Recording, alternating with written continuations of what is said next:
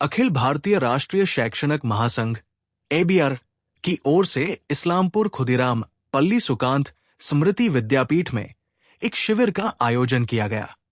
विद्यार्थियों के भविष्य निर्माण के लिए स्वास्थ्य जांच शिविर सहित कैरियर काउंसलिंग का आयोजन किया गया।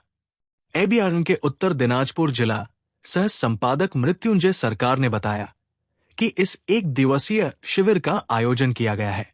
शिविर में विशेषज्ञ डॉक्टर मौजूद हैं, जिनकी देखरेख में आज स्वास्थ्य जांच शिविर का आयोजन करने के साथ कैरियर काउंसलिंग की व्यवस्था की गई है। राष्ट्रीय शैक्षिक महासंघ ভারতের সবথেকে বৃহত্তম শিক্ষক সংগঠন। এই শিক্ষক সংগঠন শিক্ষার ক্ষেত্র বাদেও বিভিন্ন ক্ষেত্রে সারা বছর ধরে কাজ করে। তারই আজকে একটি কর্মসূচি চলছে যে ছাত্রছাত্রীদের জন্য একটি ফ্রি হেলথ চেকআপ ক্যাম্প চলছে এবং তার সঙ্গে কেরিয়ার কাউন্সেলিংয়ের পার্ট চলছে আমাদের। বিষয় রয়েছে এখানে কেরিয়ার কাউন্সেলিংয়ের জন্য আমরা যে বিষয়গুলো আমরা রেখেছি সেটা হচ্ছে কৃষি বিশ্ববিদ্যালয়ের থেকে একজন সায়েন্টিস্ট তিনি এসেছেন।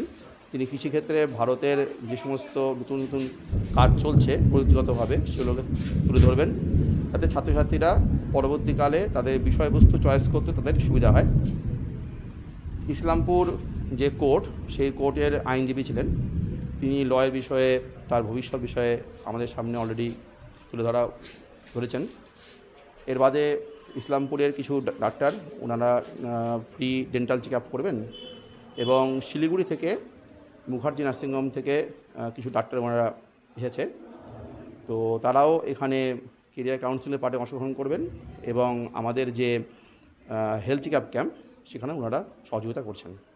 আপনার নাম? মৃত্যুঞ্জয় সরকার। আমি এবিআরএসএমের উত্তর দিনাজপুর জেলার সহ সম্পাদকের দায়িত্বে রয়েছে। কয়দিনের ক্যাম্প এটা? এটা একদিনের ক্যাম্প।